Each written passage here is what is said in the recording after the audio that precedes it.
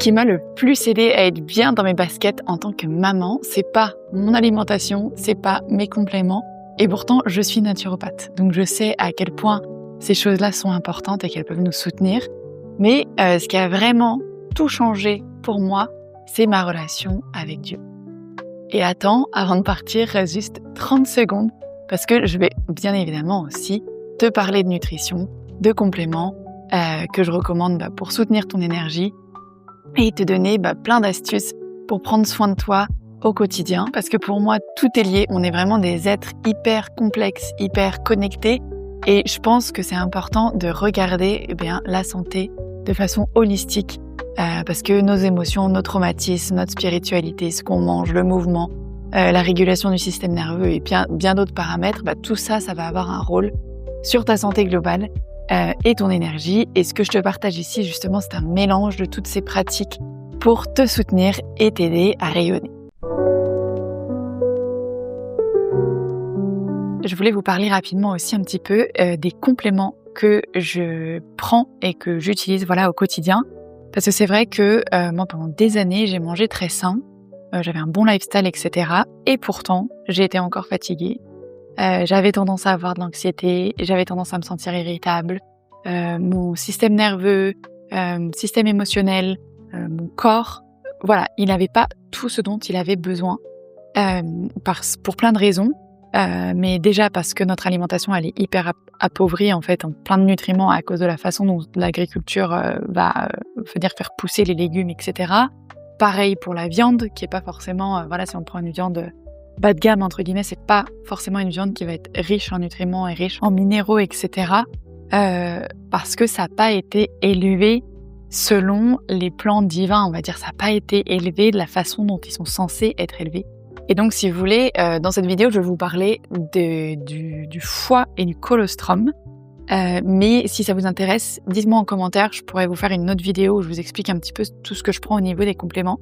Mais là, je vais me concentrer aujourd'hui par rapport à ces deux-là que je prends. Colostrum, foie et de la rate aussi. La rate, c'est hyper riche en fer. Et en gros, je vais vous expliquer pourquoi c'est hyper intéressant d'utiliser en fait des organes naturels, on va dire. C'est quasi comme de l'alimentation, mais sauf que ça va être concentré pour justement rééquilibrer votre énergie, vos taux de fer, parce que en postpartum, pendant la grossesse, en premières années, quand on a des enfants en bas âge, on a tendance à avoir un taux de fer très bas.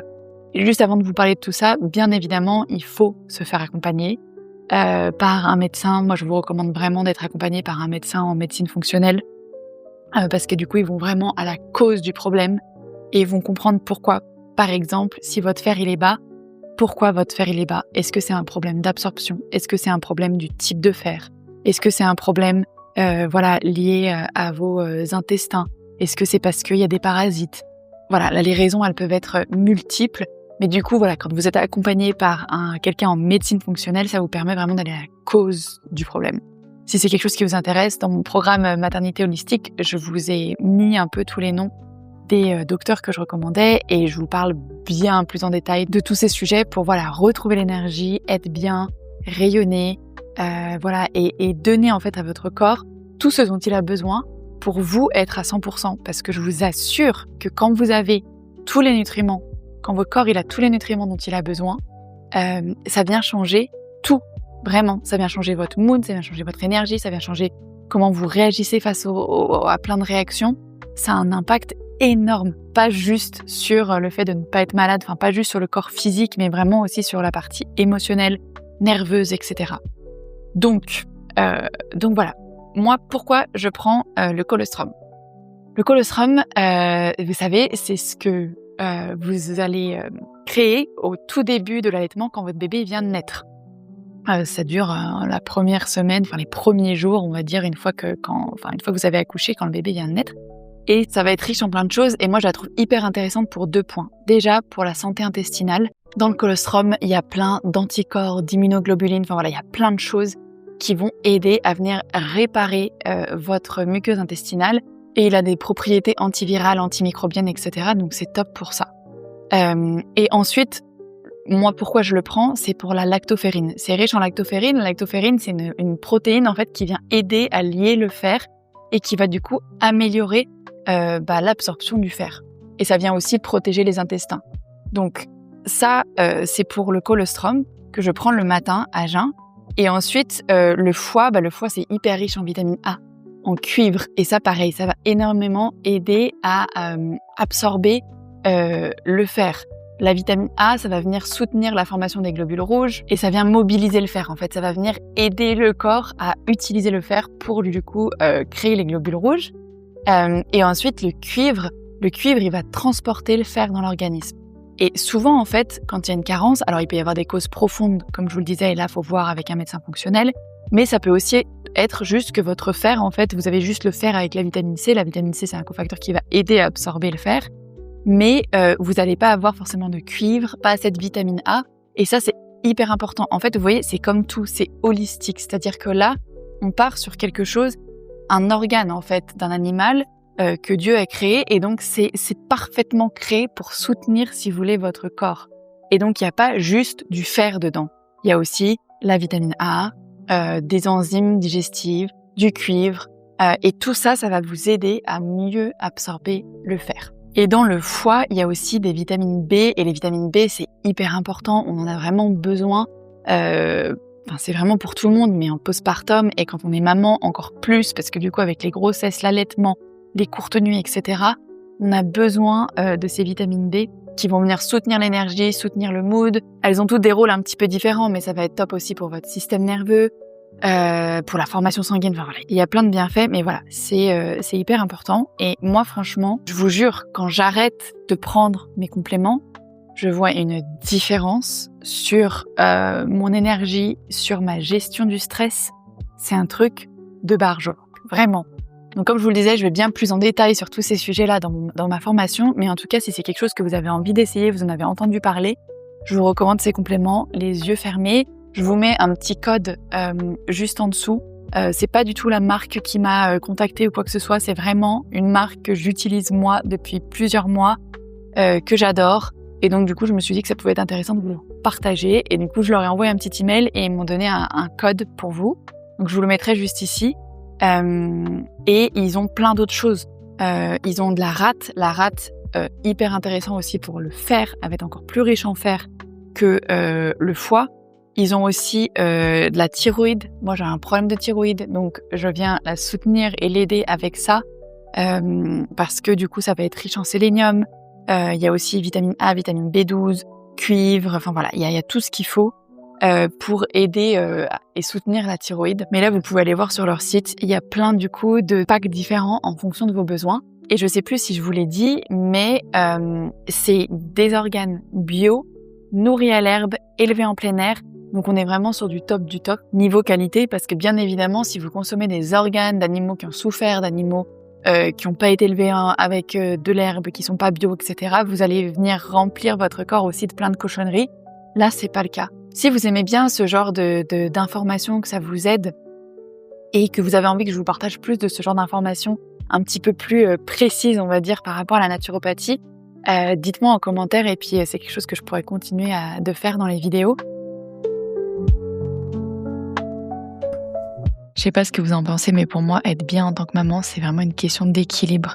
Et cet équilibre, il va être propre à chaque femme, chaque famille, chaque rythme. En fait, ça va vraiment dépendre de l'équilibre familial, de comment sont les enfants, quel est le boulot des parents, quel temps on a. Mais en tout cas, ce qui est sûr, c'est que quand on vient soutenir les grands piliers de façon holistique, ça change beaucoup de choses, parce que le corps dans la maternité, il donne énormément, entre la grossesse, l'allaitement, le manque de sommeil, la charge mentale, l'hypervigilance. Enfin, franchement, c'est une demande constante, et je pense que si on soutient pas ce corps-là, forcément, on va finir par s'épuiser et à pas forcément être bien. Et moi, aujourd'hui, je vois ça comme ça. C'est vraiment comme une espèce de responsabilité. Dieu, il m'a donné ce corps, j'ai envie d'en prendre soin, de le nourrir, de respecter, mais c'est aussi pour pouvoir vraiment avoir de l'énergie, être bien dans ma peau, être pleinement présente dans ma maternité et être, on va dire, la meilleure version que je peux être. Et c'est vrai que quelque chose que j'ai remarqué beaucoup autour de moi, et même moi, clairement, c'est que quand on est maman, on a tendance à complètement s'oublier. On fait hyper attention pour nos enfants, On choisit des bons produits, on leur prend du bio, on regarde ce qu'ils mangent, on veut vraiment le meilleur pour eux. Donc on va vraiment faire les efforts pour eux, mais pour nous, on les fait pas. On mange vite fait, on saute des repas, on prend pas le temps qu'il faut pour prendre soin de soi. Et c'est dommage parce qu'on le fait pour nos enfants qu'on aime profondément. On est capable de faire énormément d'efforts et de prioriser énormément de choses pour eux. Mais pour nous, c'est pas tout à fait ça. Et je pense que c'est important de revenir aux basiques et de mettre des habitudes petit à petit en place. Et voilà, d'apprendre à se nourrir, apprendre à prendre soin de soi. Ça doit pas être parfait, ça peut pas être tout le temps nickel, etc. Mais voilà, que ça soit suffisant pour que tu te sentes bien. Parce qu'en fait, clairement, le temps que tu prends pour toi, c'est aussi un investissement pour ton bien-être, mais aussi pour tes enfants, pour ton énergie, pour ta présence, pour ton couple. Et ça veut pas dire de tout changer du jour au lendemain, comme je te le disais. On n'a clairement pas le temps pour ça. Et c'est pas réaliste. Et c'est vrai que moi, par exemple, je regarde jamais des fit girls sur Insta ou sur YouTube qui ont pas d'enfants parce qu'en fait, on peut pas comparer. Pour moi, je vais pas m'inspirer d'une fille, même si ce qu'elle propose c'est très bien, mais qui a tout son temps qui a pas d'enfants. J'ai envie de m'inspirer d'une fille ou d'une maman qui a un peu le même quotidien que moi, la même réalité, même si elles sont toutes différentes. Mais en tout cas, si toi, tu as envie justement de retrouver ton énergie, ton équilibre, que ce soit physique, nerveux, émotionnel, hormonal, et voilà, de te sentir à nouveau toi-même, si depuis l'accouchement ou l'arrivée de tes enfants, tu te sens plus à 100%, sache que je t'ai créé une petite mini-série gratuite pour te régénérer en profondeur après bébé. C'est juste dans le lien de la description. Et je te partage plein de petits tips pour t'aider à retrouver cette énergie petit à petit.